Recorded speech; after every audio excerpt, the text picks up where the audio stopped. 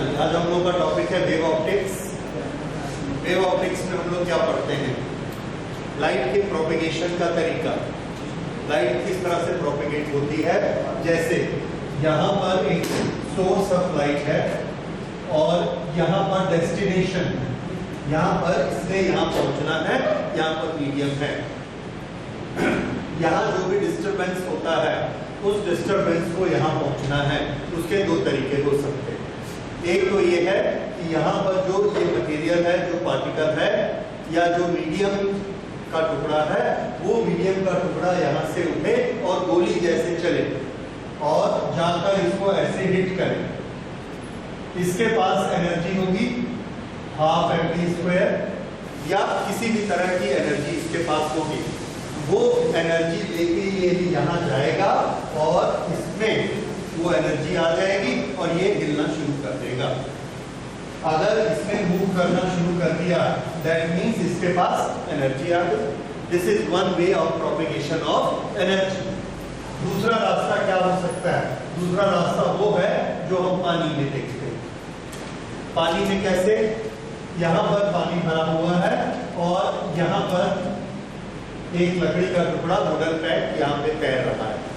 यहाँ इस लोकेशन पर हमने इस वाटर को डिस्टर्ब किया। किस तरह से डिस्टर्ब किया? यहाँ से एक पत्थर नीचे गिराया और उस पत्थर ने ये वाले पार्टिकल्स को ऐसे ऑसिलेट कर दिया इस तरह से।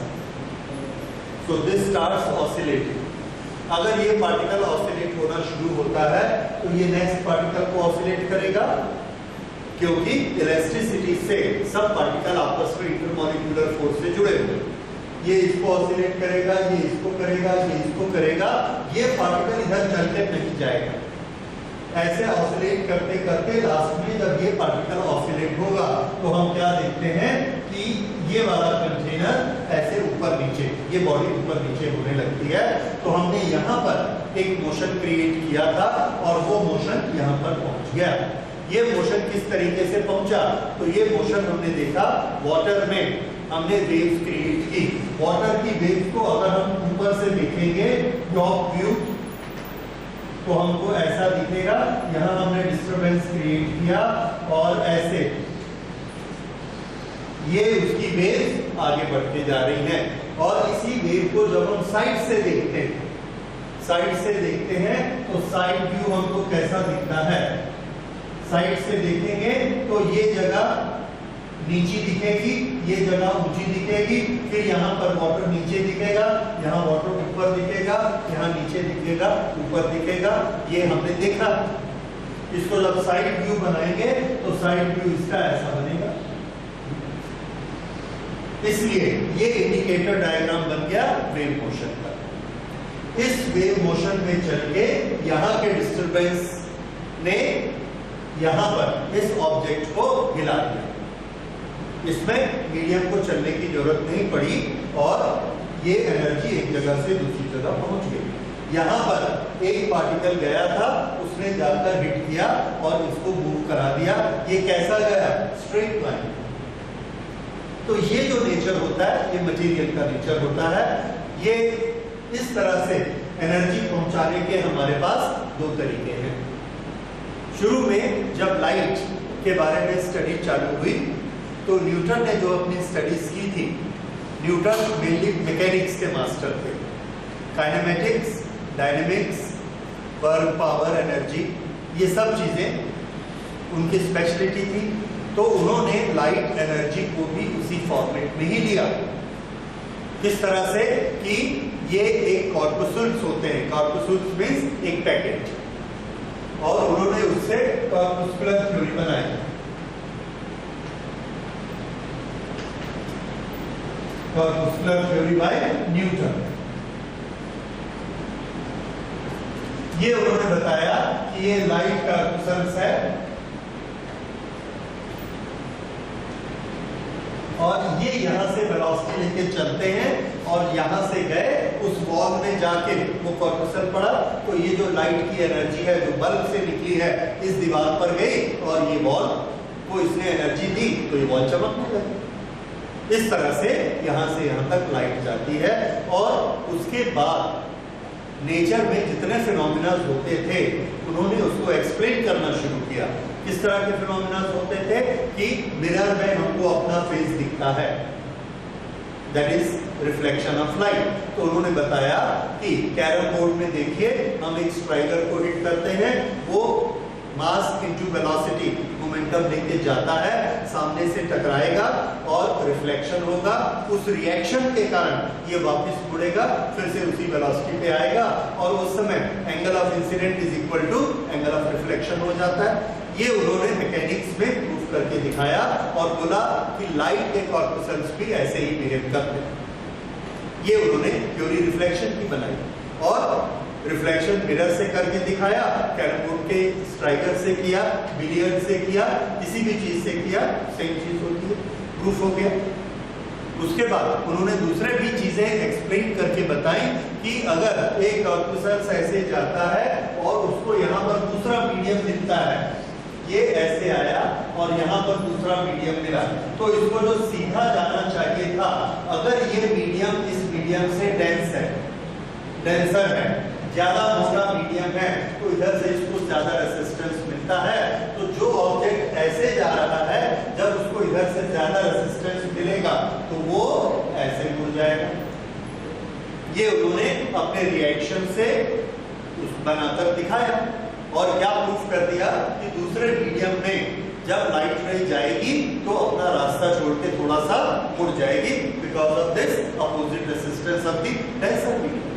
और इसी का उल्टा, अगर रेयर मीडियम है तो वो स्लिप होके और ऊपर चढ़ जाएगी, तो वो एंगल बड़ा हो जाएगा। और यही चीजें नेचर में हमको दिखती।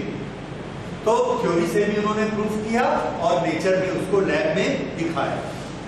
ये सब क्या बना? रे ऑप्टिक्स, ये वाला नॉलेज। जिस समय वो ये रे ऑप्टिक्स की ये सब चीजें बता रहे थे, कर रहे थे, तो उन्हीं उसी टाइम के आसपास एक दूसरे साइंटिस्ट थे, हाइजन।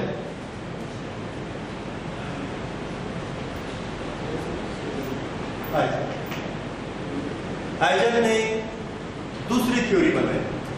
उसने कहा कि लाइट ऐसे स्ट्रेट लाइन में नहीं चलती है, रे ऑप्टिक्स में नहीं चलती है। न्यूटन ने हमको प्रूफ करके दिखाया था कि अगर आप 3 कार्डबोर्ड ऐसे रखिए और तीनों में छेद कर दीजिए एक लाइन से, अगर वो तीनों एक लाइन में है तो उधर का ऑब्जेक्ट हमको दिखेगा आर पार, और अगर बीच में से एक भी ऐसा हिल गया और स्ट्रेट लाइन नहीं रही तो वो ऑब्जेक्ट हमको नहीं दिखेगा। दैट शोज कि लाइट कैसी चलती है, स्ट्रेट लाइन।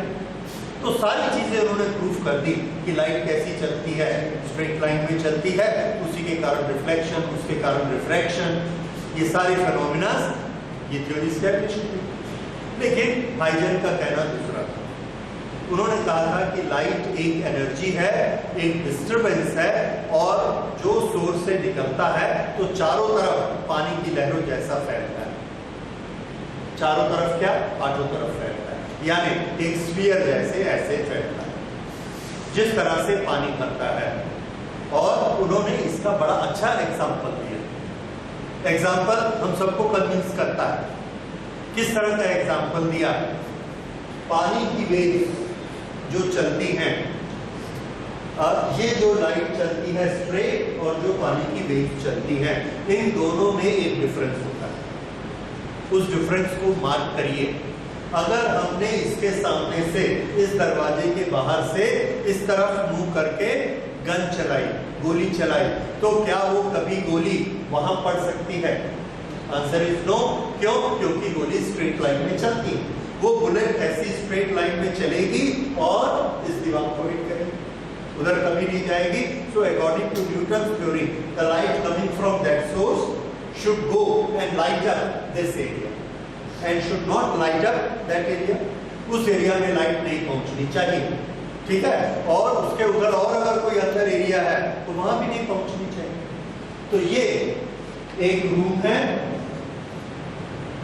इस रूम में यहाँ पर डोर है या विंडो है, ये हमने विंडो यहाँ पर ओपन की और यहाँ पर सोर्स ऑफ लाइट है सन। तो यहाँ से ऐसे ये लाइट जाएगी और यहाँ पर ये वाला एरिया लाइट अप होगा। क्या ये वाला एरिया लाइट अप होगा? नहीं होगा। लेकिन ऐसा होता नहीं। नेचर में क्या है कि नेचर में एक रूम में आप इधर की विंडो खोलिए, अगर ये ईस्टर्न साइड है, सनराइज इधर है, सन, लेकिन हमारे कमरे की खिड़की वेस्ट में है और हमने खिड़की खोली, तो क्या कमरे में अंधेरा ही रहता है? दिन का टाइम है, हमने वेस्ट साइड की खिड़की खोली तो भी हमारे कमरे में लाइट आती है। तो क्या लाइट स्ट्रेट नहीं चलती है? अगर स्ट्रेट चले तो इसको इस रूम में आना ही नहीं चाहिए, ऐसे ऐसे चले जाना चाहिए। इस रूम के अंदर लाइट नहीं आनी चाहिए, लेकिन आती। ओके, अब यहां पर एक और कमरा है, उसका दरवाजा यहां खुलता है, इधर सनराइज हो रहा है, हमने ये खिड़की खोली, इस कमरे में थोड़ा उजाला हुआ, रोशनी हुई, फिर हमने ये खिड़की खोली तो हम क्या देखते हैं कि ये दीवारों पर भी जो चीज रखी हुई है वो भी हमको साफ दिखने लगती है। मतलब इस कमरे में भी लाइट आ गई। दिन में होता है, हम किसी कमरे की लाइट नहीं चलाते। और यहाँ अब ये वाली जो लाइट है यहाँ से अंदर घुसी है और तो कोई रास्ता नहीं है, यहाँ से ऐसे अंदर घुसी, फिर यहाँ से ऐसे घुसी, और अगर हमने यहाँ एक कमरा और बना दिया और ये दरवाजा खोला तो यहाँ भी थोड़ी सी लाइट आ जाएगी। इसके कंपैरिजन में कम होगी पर होगी। इसका क्या मतलब है कि लाइट ऐसे ऐसे ऐसे इतनी बार मुड़ गई, हम देख रहे हैं मुड़ गई, और फिर भी हम क्या बोलते हैं? लाइट स्ट्रेट चलती है। So that was a faulty statement, straight नहीं चलती है। तो फिर कैसे चलती है? क्योंकि हमारे पास दूसरा कोई सोच नहीं था, we are not thinking out of the box। जो किसी ने बता दिया कि लाइट स्ट्रेट चलती है और उसने पिन होल बनाकर हमको प्रूफ कर दिया, तो हर चीज हम स्ट्रेट लाइन से प्रूफ करने पे उतारू हो गए कि कुछ ना कुछ ऐसा होगा। तो हमने ये बनाया कि यहाँ से लाइट जाती है, यहाँ डस्ट पार्टिकल पर टकराती है, डस्ट पार्टिकल से टकरा के रिफ्लेक्ट होती है, वो रिफ्लेक्ट होके इसके अंदर आती है, इसके अंदर आती है, इसके अंदर के डस्ट पार्टिकल पर टकराती है, इसलिए इस कमरे में लाइट अप हो जाता है। फिर ये लाइट यहाँ के डस्ट पार्टिकल से टकराती है और यहाँ पर डिस्पर्स होती है, तो यहाँ लाइट आ जाती है। इस तरह से हम दूसरे तीसरे तरीके बना के, पर हम उसको छोड़ नहीं रहे थे कि लाइट कैसी जाती है, स्ट्रेट लाइट। हाइजर ने ये बोला कि देखिए यहाँ पर आप पानी बहुत सा डालिए और उसमें वेव्स पैदा करिए। ऐसे पानी हमने डाला, फर्श पे पानी डाला और इस घर में यहाँ ऐसे यहाँ पानी भर दिया। अगर हम यहाँ पानी भरते हैं और पानी इधर से ऐसे आता है, अगर पानी इधर से ऐसे आता है वाटर, तो ये क्या करेगा? भरता जाएगा। जैसे ही ये भरेगा इस ओपनिंग से इस कमरे में घुस जाएगा, ये यहाँ से पानी ऐसे घुस जाएगा। जब यहाँ से पानी अंदर घुस जाएगा तो इस कमरे में पानी भरेगा। जब इस कमरे में पानी भर जाएगा तो क्या होगा? ये दरवाजा है, इस दरवाजे से पानी इस कमरे में आ जाएगा। फिर यहाँ जब पानी भरेगा तो इस दरवाजे से इस कमरे में आ जाएगा। तो हमने यहाँ पानी डाला है और यहाँ तक वो पानी आ गया। ठीक है, ये एग्जैक्टली वैसा ही हो रहा है जैसे बाहर दिन निकलता है और अंदर में हर जगह लाइट आ जाती है। बाहर पानी हमने भरा और वो अंदर तक आ गया। तो लाइट का नेचर बुलेट से मैच करता है कि वाटर से मैच करता है? वाटर से मैच करता है। और पानी में एनर्जी का प्रोपेगेशन किस तरह से होता है? बुलेट या वेव्स? ये हमने देखा। तो उसने कहा कि ठीक इसी तरह से लाइट का भी नेचर होता है जैसे वाटर का नेचर होता है। अगर हम ये कहेंगे कि लाइट का नेचर वाटर के नेचर से मिलता है, तो एनर्जी, वाटर में एनर्जी कैसे जाती है? क्या यहाँ का वाटर जाके इसको पुश करता है कि ये वाटर यहाँ वेव्स बनाता है? वेव्स बनाता है, इसलिए लाइट कैसी चलती है? वेव्स के फॉर्म में चलती है। और इसीलिए वो भरते जाती है किसी भी जगह में जहां ओपनिंग मिलती है उस ओपनिंग से अंदर घुसती है। जैसे बाहर पानी भरेगा तो जहां ओपनिंग मिलेगी वहां से पानी अंदर आएगा और फिर इसमें भरेगा। यहाँ भरेगा, फिर उसको जहां ओपनिंग मिलेगी वहां से निकलेगा, फिर उसको भरेगा। लाइट का भी यही नेचर है, जहां से ओपनिंग मिलेगी तो ऐसा पानी आगे बढ़ता जाएगा, लहरों में ऐसा बढ़ेगा और वहां पर जाकर वहां से फिर लहरों में चारों तरफ बढ़ेगा। तो यहां से आएगा तो यहां से आके वो लहर बनाएगा। और लहर कैसी बनती है? गोल। वेव्स कैसी बनती है? गोल। जब वो गोल ऐसी वेव्स बनाएगा तो इधर बढ़ेगा तो उधर भी बढ़ेगा, क्योंकि सर्कल तो ऐसा बढ़ेगा, स्फीयर ऐसा बढ़ेगा, इधर भी बढ़ेगा तो उस तरफ भी बढ़ेगा और उधर वाली ओपनिंग में जाके उधर निकल जाएगा। और लाइट यही चीज हमको दिखाती है। तो लाइट का आगे बढ़ना किससे ज्यादा सिमिलर है? बुलेट से कि वाटर वेव से? वाटर से। ये है लाइट का wave nature. And this is Huygens principle of light, that light propagates in the form of waves and not in the form of straight rays, right? तो ये Huygens का basic principle, इसको note करिए। According to Huygens,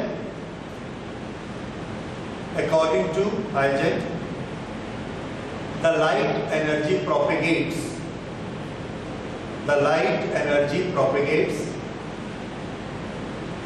similar to propagation of water, similar to propagation of water.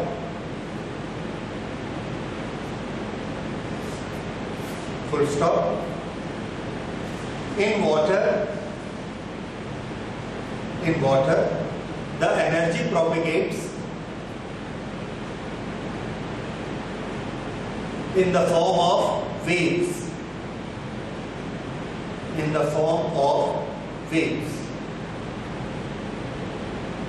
Therefore,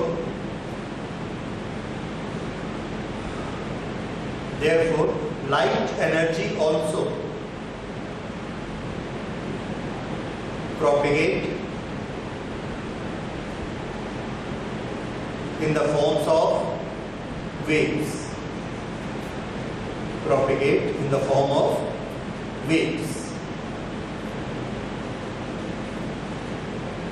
okay, अब wave का knowledge आप पिछले साल वेव्स के बारे में पढ़ चुके हैं, जो उसकी बेसिक कैरेक्टरिस्टिक होती है।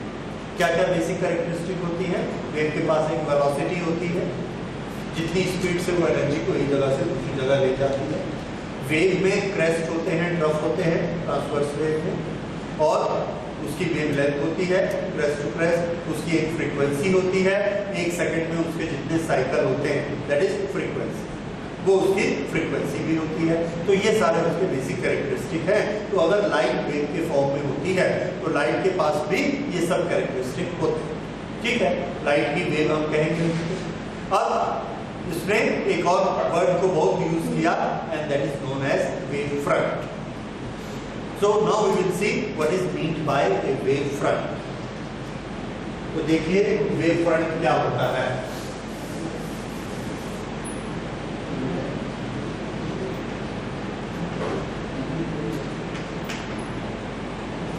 ओके, यहां पर हमने वाटर के डिस्टरबेंस किया, this is source of disturbance.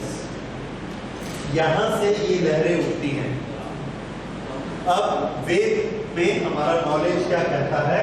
अगर यहां से वेव स्टार्ट होती है then particles keep on oscillating. यहां का पार्टिकल भी ऑसिलेट कर रहा है, ये भी कर रहा है, ये भी कर रहा है, ये भी कर रहा है, और ये पार्टिकल अभी अपने जीरो फेज पर है, और ये वाला पार्टिकल π/2 फेज पर है, ये वाला पार्टिकल पाई फेज पे है, और ये 3/2 पाई फेज पर है, ये फिर से 2 पाई फेज पर है। इस तरह से आगे बढ़ते जाता है। तो ये हमारे दिमाग में पिक्चर बैठी हुई है। ये जो पार्टिकल ऊंचा होता है इसका फेज कितना होता है? π/2। जो नीचा होता है उसका कितना होता है? 3/2 पाई। दोनों में डिफरेंस कितना है? 1 पाई। ओके, यहां से चारों तरफ ऐसे पार्टिकल या चारों तरफ मीडियम में एनर्जी जा रही है वेव्स के फॉर्म में। इसमें वो वाले सारे पॉइंट कहां हैं जिनका फेज π/2 है? तो आंसर है इसका फेज π/2 है, इसका भी π/2 है, इसका भी π/2 है, ये सब का फेज π/2। सिर्फ ऐसा ही नहीं, इसके ऊपर भी ऐसा, इसके नीचे भी ऐसा, यानी एक पॉइंट उसके चारों तरफ एक बॉल बना हुआ है और हर एक का फेस कितना है, हर पार्टिकल वाइब्रेट हो रहा है और उसका फेस कितना है π/2। π/2 वाले सारे पॉइंट्स को मिलाइए और उसका लोकस बनाइए, उससे मिलाकर एक सरफेस बनाइए। ये जो सरफेस बनेगी इसकी क्या स्पेशलिटी है, all points in this surface have the same phase. Now this surface is known as a wave front. ये होता है वेव फ्रंट। इसके बाद देखिए ये वाली सरफेस, इसका कितना फेस है 2.5 पाई। 2.5 पाई वाले जितने पॉइंट्स हैं उन सब पॉइंट्स को मिलाकर अगर हम ऐसे मिला देंगे एक सरफेस बनेगी और उस सरफेस को हम क्या बोलेंगे वेव फ्रंट, क्योंकि सारे पॉइंट्स का फेस कितना है 2.5 पाई। इस तरह से सेम फेस वाले सभी पॉइंट्स को अगर आपस में मिला दिया जाए तो वो जो वॉल बनेगी, जो सरफेस बनेगी, that will be known as a wave front. Note करिए wave front. In propagation of a wave, in propagation of light wave,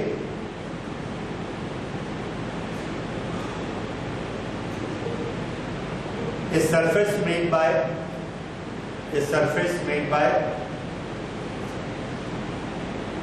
all the points, a surface made by all the points having same phase,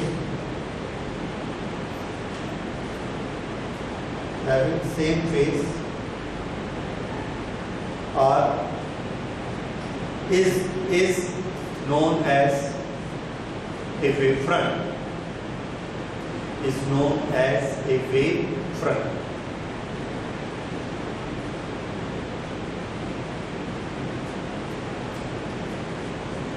Full stop. उसके बाद note करिए how the wave fronts are form, how the wave fronts are form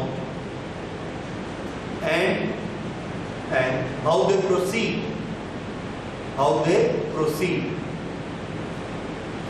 was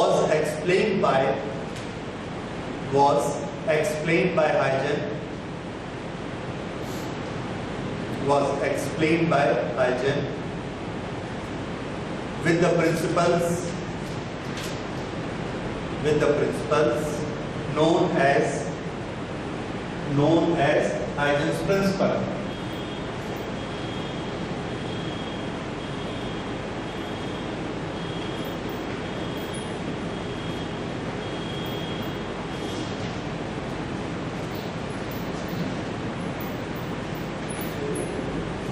Huygens principle. Principle number 1. Every point on a wave front,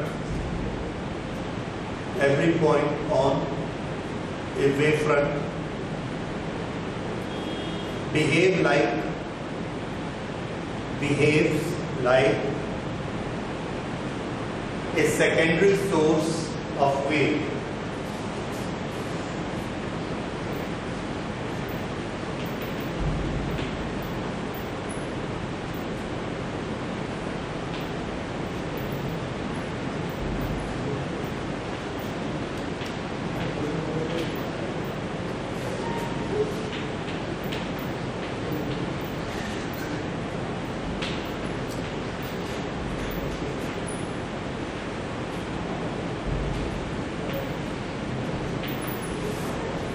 तो हर point अपने आप में नया source बनता है और एक नई वेव्स निकालना शुरू करता है। Okay,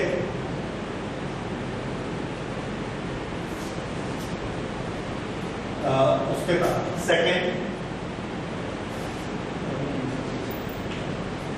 these point start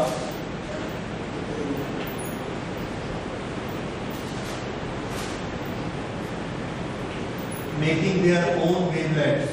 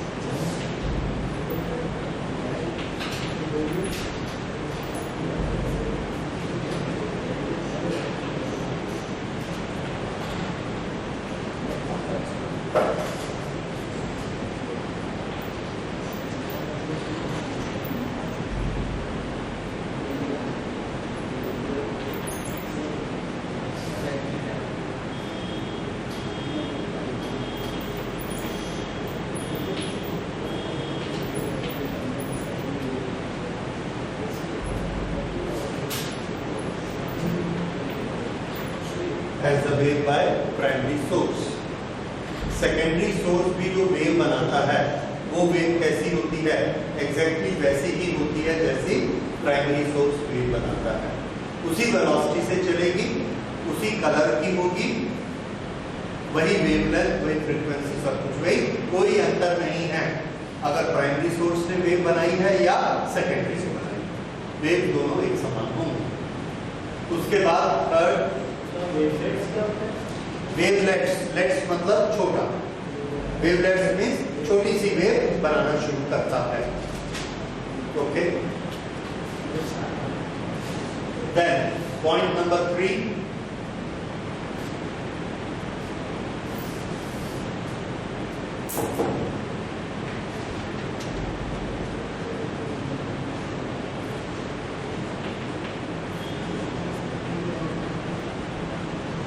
at any given instant a common tangent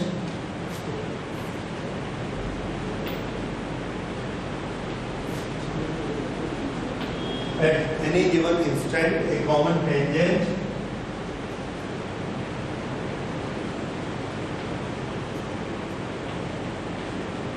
on the wavelengths in forward direction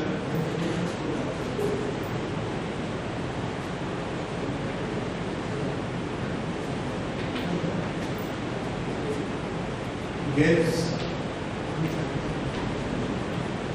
new wavefront.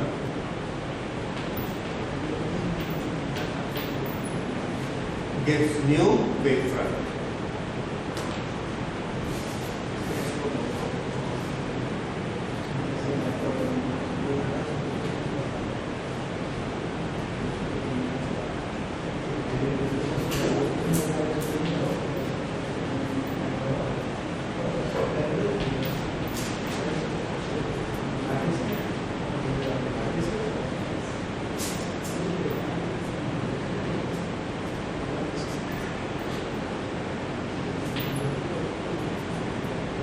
ठीक है, ये नया वेवफ्रंट बनता है। इस तरह से वेवफ्रंट आगे बढ़ते हैं।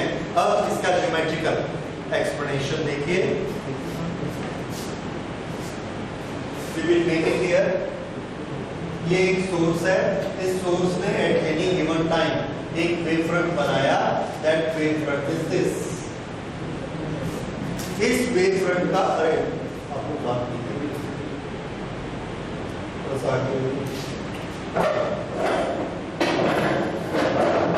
इस वेवफ्रंट का हर पॉइंट एक नया सोर्स बन जाएगा। All these points have become, इसका नाम क्या होगा? Secondary sources. और ये सेकेंडरी सोर्सेज अपनी अपनी वेव्स बनाना शुरू करते हैं लाइक दिस।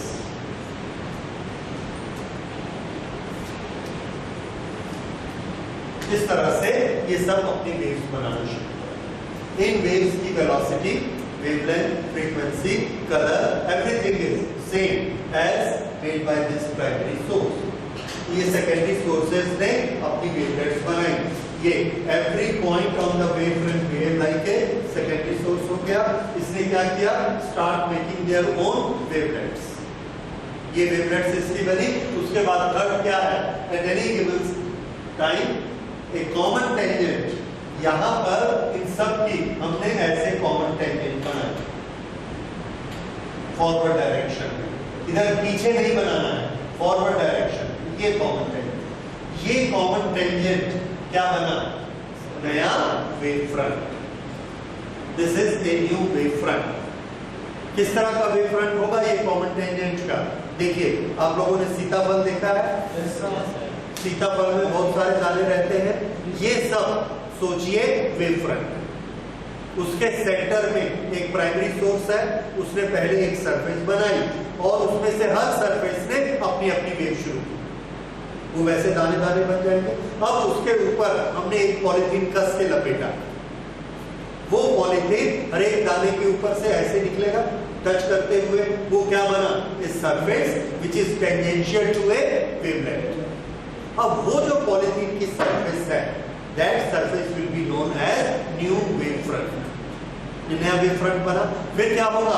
उस पॉलीथीन की सरफेस में फिर से ऐसे वेवलेट उभरेगी, छोटे छोटे, क्योंकि हर पॉइंट उसका क्या बन गया, नया सोर्स। ऐसे नए नए फिर उभरे, फिर उसके ऊपर एक पॉलीथीन लपेटी, ये क्या बन गया, नेक्स्ट वेव फ्रंट। तो एक छोटा वेव फ्रंट, फिर ये बड़ा वेव फ्रंट, फिर उसके ऊपर और बड़ा वेव फ्रंट, ऐसे वेव फ्रंट फैलता जाएगा।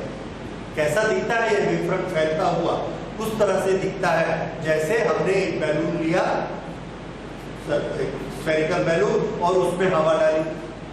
हम हवा को अंदर भरते हैं, उसकी सरफेस आपको सामने दिखती है। कैसे दिखती है, सर्कुलर, लेकिन ऐसा हमारी तरफ बढ़ते हुए, ये ऐसे। ये क्या हो रहा है, एक वेव फ्रंट ऐसा चलते हुए हमारे सामने आ रहा है। ये एक वेव फ्रंट है जो ऐसा सामने बढ़ता है। समझ में आई बात? तो वेव फ्रंट क्या है, एक सरफेस है, और वो पूरी की पूरी सरफेस ऐसा चलते हुए आती है। ये वेव फ्रंट जो हम समुद्र में जाके लहरें देखते हैं, उसमें क्या दिखते हैं, बहुत सारी ऐसी लहरें ऐसे हमारी तरफ आते हुए दिखती हैं। ये वेव फ्रंट है।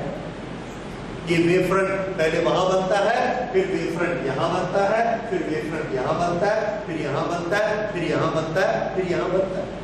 वेव फ्रंट इस तरह से नए वेव फ्रंट बनते हैं। वेव फ्रंट चलता नहीं। हम लोग लैंग्वेज यूज करते हैं कि वेव फ्रंट आगे बढ़ रहा है, ठीक है, बातचीत के लिए, कैलकुलेशन के लिए ये भाषा ठीक है, पर हमारी जो वेव का नॉलेज है वो हमको क्या बताता है कि एक जगह के मीडियम के पार्टिकल जब π/2 फेज पर रहते हैं तो सब ऊंचे रहेंगे, दीवार बनी, उसके बाद ये जो आगे के पार्टिकल है ये सब ऐसे ऊंचे हो जाएंगे। तो हमको क्या लगेगा कि दीवार यहाँ थी, अब यहाँ आ गई, फिर ये वाले पार्टिकल नीचे हो जाएंगे, दीवार यहाँ आ गई, फिर ये पार्टिकल ऊंचे हो गए, ये दीवार हो गई। तो हम क्या कहते हैं, वेव फ्रंट आगे बढ़ रहा है। कोई चीज आगे नहीं बढ़ रही है तो आगे क्या बढ़ रहा है, आगे एनर्जी बढ़ रही है। ये इनमें एनर्जी थी, ऐसा ऊपर उठे थे, mgh एनर्जी है, ऊपर उठे, उसके बाद ये वाले पार्टिकल में एनर्जी आ गई, फिर ये वापस आ गए, ये वाले पार्टिकल में एनर्जी आ गई, फिर ये एनर्जी आ गई, फिर ये एनर्जी आ गई। तो आगे क्या बढ़ता है, डिस्टर्बेंस आगे बढ़ता है और एनर्जी आगे बढ़ती है। किस फॉर्म में बढ़ती है, वेव फ्रंट्स के फॉर्म में आगे बढ़ती है। इस तरह से वेव्स होती हैं। ये लाइट की वेव्स हो या वाटर की वेव्स हो, ये उसका डायनेमिक्स है। ओके, तो ये वेव फ्रंट ऐसा बना। अब इसके बाद हम लोग लेते हैं कि ये जो वेव फ्रंट बनता है, इसके ये जो सारे पॉइंट्स हैं, ये पॉइंट फिर से नए सोर्स ऑफ लाइट बन गए। जब ये सोर्स ऑफ लाइट सब बन गए तो सब ने अपने अपने वेवलेट्स बनाने शुरू किए। ये सब के अपने अपने वेवलेट्स बन गए। अब जब इनके इन्होंने अपने वेवलेट्स बनाए, फिर हमने एक कॉमन स्ट्रेंजेस बनाया। ये कॉमन, ये क्या बनी, अगली वेव फ्रंट। हर वेव फ्रंट के जो पॉइंट्स हैं वो सेकेंडरी सोर्स कहलाएंगे। जब ये सेकेंडरी होगा तो ये क्या माना जाएगा, प्राइमरी। ये सेकेंडरी है तो ये प्राइमरी है, ये सेकेंडरी है तो ये प्राइमरी है। हर अगला क्या कहलाता है, secondary. This is how we use the word secondary. Okay, इस तरह से आप देखते हैं, ये पहला वेव फ्रंट, ये दूसरा वेव फ्रंट, ये तीसरा वेव फ्रंट। जैसे एक बॉल के ऊपर एक दूसरी बॉल, या एक ब्लैडर के ऊपर एक सरफेस, उसके ऊपर एक दूसरी सरफेस, उसके ऊपर तीसरी सरफेस, और ये सरफेस बारी बारी से बनते जा रहे हैं। This is how the wave front goes on increasing. Her surface को हम क्या बोलेंगे, एक वेव फ्रंट। ये वेव फ्रंट आगे बढ़ते हैं, इस तरह से लाइट आगे बढ़ती है। अब ये चीज थोड़ी सी इसमें और डिटेल, ये वेव फ्रंट की शेप क्या होती है। तो देखिए shape of the wave front. पहले हम लेते हैं source. The source of light is a point source, और shape of the wave fronts will be spherical. ये जो अभी हमने बनाया था, that was the example of it. इस तरह से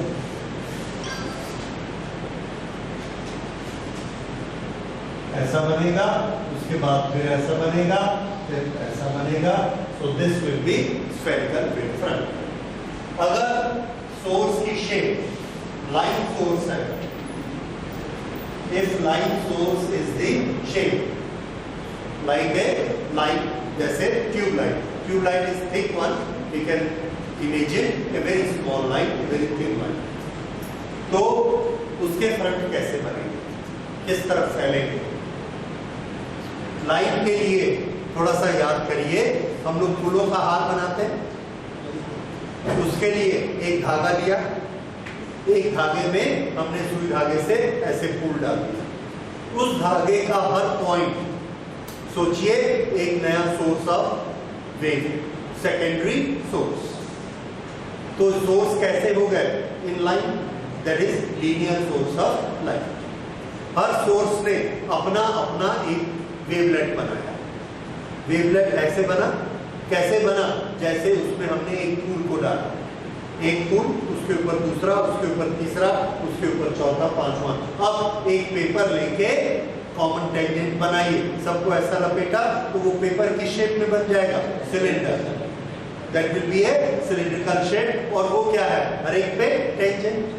तो हाइजर के तीनों प्रिंसिपल हमने लगा दिए। पहला, हर पॉइंट को क्या बनाया? नया सोर्स। हर एक ने क्या बनाई? वेवलेट। कैसी वेवलेट? स्फेरिकल, क्योंकि सब क्या है? पॉइंट। उसके बाद जब कॉमन टेंजेंट बनाने जाते हैं तो हम क्या देखते हैं? कॉमन टेंजेंट ऐसे नहीं जा पा रहे, क्योंकि एक के ऊपर ऐसे है, तो कॉमन टेंजेंट ऐसे बनती है, तो वो क्या बना? Cylinder. So that is light source और सिलिंड्रिकल। ये यहां पर ये सोर्सेस है और हर एक में इस तरह से अपनी वेवलेट्स बनाई। जब इस तरह से वेवलेट्स बनाई तो यहां पर ये कॉमन टेंजेंट बनी, फिर ये हर पॉइंट एक नया सोर्स बन गया और हर एक ने अपनी अपनी वेवलेट्स बनाई। तो इसके बाद में ये सिलेंडर बना ऐसा। उसके बाद ये नया पॉइंट बन गए तो इन्होंने अपनी अपनी वेवलेट्स बनाई। इस वेवलेट्स का ये कॉमन टेंजेंट, ये ऊपर की कॉमन टेंजेंट, तो एक ये बना, उससे ऊपर ये बनी और उसके ऊपर ये तीसरी सरफेस पर लाइट। तो ये उसी तरह से है जैसे एक पतली ट्यूब, उसके ऊपर एक और मोटी ट्यूब, उसके ऊपर एक और मोटी ट्यूब, ऐसा डालते चले। उस तरह से वेव फ्रंट ऐसा फैलते चले जा रहे पॉइंट सोर्स। ये कब होगा? जब सोर्स कैसा होगा? Linear source. अब एक चीज देखिए, what is the direction of propagation of wave front? Direction of propagation of wave front.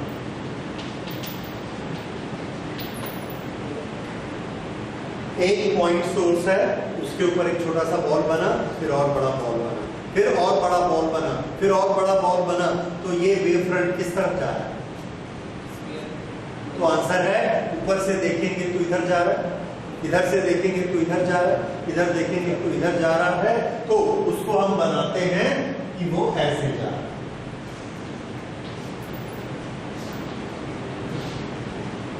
This is what? Radial outward. So if there is a point source, then what is direction of propagation of wave front? Radial outward.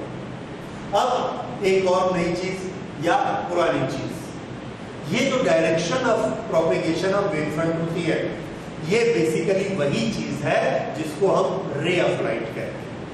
क्या कहते हैं? Ray of light. What was ray of light? The direction of motion of light, the direction of propagation of light. और जिधर wave front जाता है वही direction किसकी कहलाती है? लाइट प्रोपेगेशन की। तो लाइट ऐसे जा रही है, लाइट ऐसे जा रही है। So this is basically what? Ray of light. अब ये रे ऑफ लाइट और वेव फ्रंट, इसमें एक ज्योमेट्रिकल रिलेशन है। क्या ज्योमेट्रिकल रिलेशन है?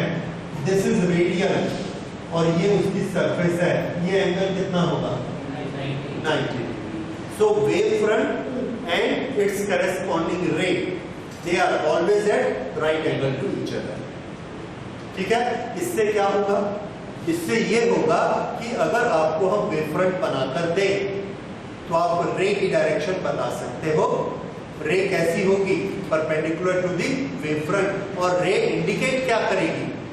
रे will indicate the motion of light, the motion of wave front, that is motion of light. So what is ray indicative of? The direction of motion. And what is wave front? Wave front is the energy. Energy in the form of all the points at the same phase, which is moving ahead like a surface. So wave front is a surface. और पूरी surface जिस direction में ऐसे जा रही है उस direction को क्या बोलेंगे? ray. उस डायरेक्शन के लिए जो एरो लगाएंगे दैट इज रे। तो अगर पॉइंट सोर्स है तो ये सरफेस किधर जा रही है? आंसर है चारों तरफ जा रही है। इसलिए रेज भी किधर जा रही है? चारों तरफ जा रही है। तो यहाँ हमने एक बल्ब जलाया, रेज किधर जाएंगी? इधर इधर इधर सब तरफ जाएंगी। तो वेव फ्रंट कैसा जाएगा? इसका नॉर्मल चारों तरफ। अब यहाँ पर आइए, यहाँ पर ये हमारा सोर्स था और ये एक के ऊपर एक सरफेस आ रही है, तो रेज किधर जा रही है?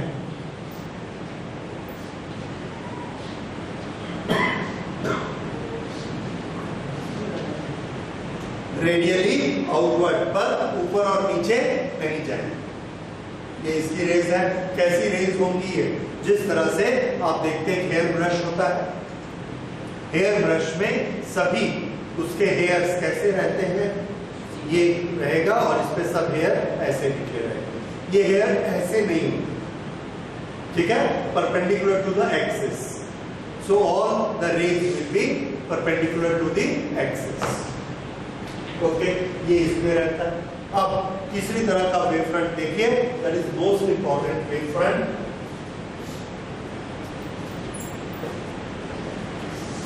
The shape of the wave front is plane wave front, PWF। Plane wave front कब बनता है? तो आंसर है प्लेन वेव फ्रंट कब बनता है? when the source is far away।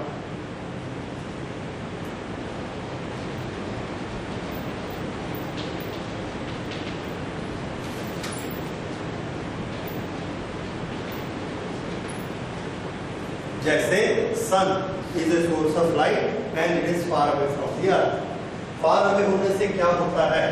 यहाँ पर एक सोर्स है, ये ऐसा इसने वेव बनाया राउंड। जब इससे नेक्स्ट वेव फ्रंट बनेगा तो ये ऐसा बनेगा पूरा राउंड। फिर जब इससे अगला वेव फ्रंट बनेगा तो यहाँ बनेगा। फिर इससे अगला यहाँ यहाँ यहाँ यहाँ पर देखिए एक 1 सेंटीमीटर, ये 1 सेंटीमीटर, ये इसके बीच की लाइन ऑलमोस्ट स्ट्रेट लाइन। यहाँ पर देखिए 1 सेंटीमीटर, इसके बीच की लाइन ये इतनी ज्यादा कर्व है।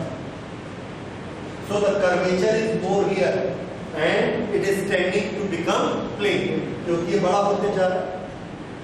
अब यहाँ पर हम सन की लाइट को देखते हैं, तो सन से जो वेव फ्रंट निकल रहे हैं, जो वेव फ्रंट यहाँ हमारे पास पहुंचेगा, फिर अगला पहुंचेगा, फिर अगला पहुंचेगा। इतनी सी जगह में हम देखना चाहते हैं कि वो कितना गोल है, नहीं देख पाते। हमको कैसा दिखता है? Plane. So that is the plane wave front.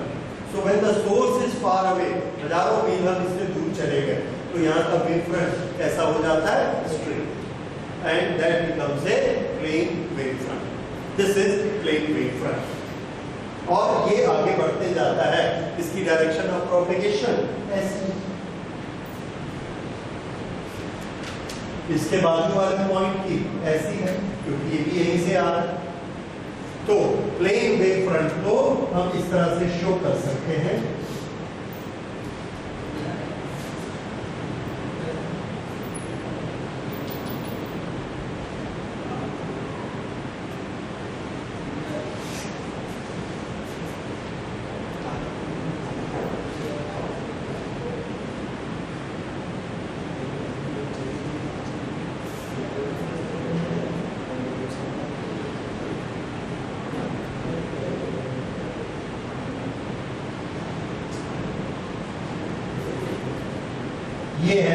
Plane wave front, पहला, दूसरा, तीसरा। और ये पहला है, पहले से दूसरे में एनर्जी आई, दूसरे से तीसरे में गई और आगे बढ़ी।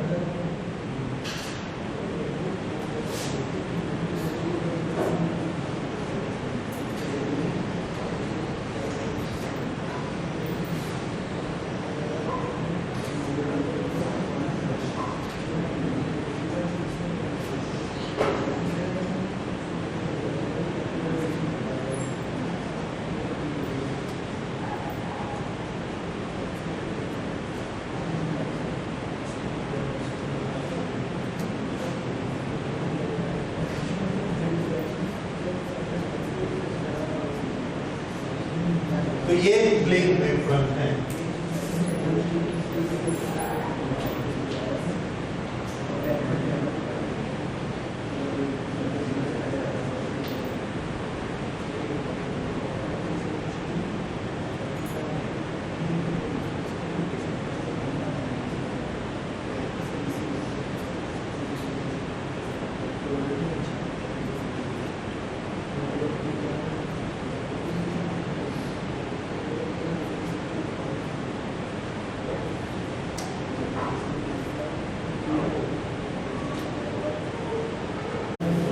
ओके, एक लेंस से इस तरह से रेज निकलती है, इसका वेव फ्रंट कैसा होगा?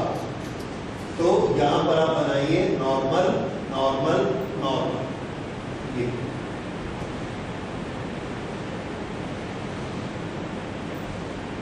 ये सब क्या है? Wave front. यहां पर आप सबको मालूम है कि कौन सा लेंस लगा होगा? कॉनकेव, क्योंकि वो क्या करता है? रेज को फैलाता है। ओके, अब ये देखिए, इस पर ये जो रेज आई है पैरेलल, पैरेलल रेज अगर यहां से आती है पैरेलल, तो पैरेलल रेज कौन सा वेव फ्रंट होना चाहिए? Plane wave front. तो इधर से अगर प्लेन वेव फ्रंट आता है, प्लेन वेव फ्रंट, तो कॉनकेव लेंस के जाने के बाद रेज ऐसी हो जाती है, इस रेज के बेसिस पे हमने वेव फ्रंट कैसा बनाया? Normal to the rays. ये तो ये वाला वेव फ्रंट बना and this is known as diverging wave front. यहां देखिए, ये ऐसे गया जिसमें, तो यहां पर हमने बनाया नॉर्मल नॉर्मल नॉर्मल और इनको आपस में मिलाया।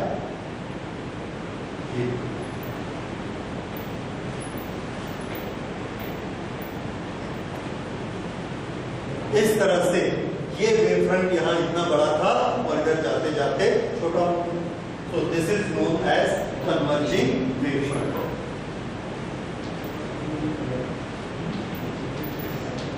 और ये रेज है, ये रेज और ये वाले वेव फ्रंट। इसमें आप देखेंगे ये पूरी एनर्जी एक पॉइंट पे चली गई। इसलिए कॉन्वेक्स लेंस में क्या होता है? कॉन्वेक्स लेंस में अगर आप सन से आने वाला वेव फ्रंट लेते तो ऐसा इकट्ठा होके एक छोटी सी जगह में लाइट अप हो जाता है। Okay, that is this converging wave front, this is diverging wave front, this is plane wave front. तो वेव फ्रंट और रेज इन दोनों की डायरेक्शन आप आपस में देख रहे हैं कैसी होगी।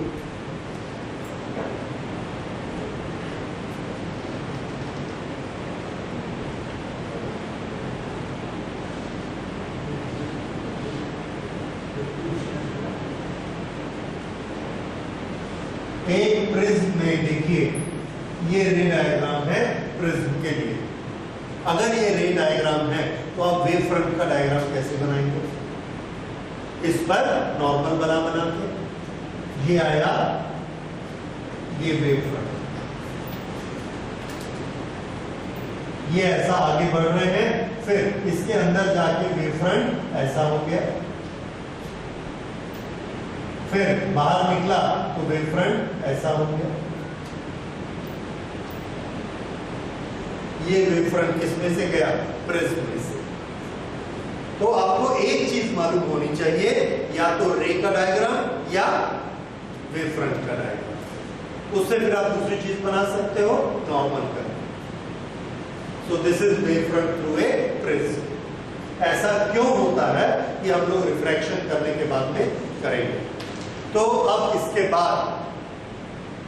बाद ये प्रश्न उठा कि ये सब थ्योरी सुनने में करने में अच्छी लगती है, पर क्या इस थ्योरी से ये प्रूफ किया जा सकता है कि रिफ्लेक्शन होता है तो कैसे होता है वेव फ्रंट में, रिफ्रैक्शन कैसे होता है, क्या angle I is equal to angle R या sine I upon sine R is equal to mu constant, क्या हम वेव ऑप्टिक्स से प्रूव कर सकते हैं जिस तरह से रे ऑप्टिक्स से किए थे। तो अजय ने कहा हाँ किया जा सकता है, एंड ही डिड इट।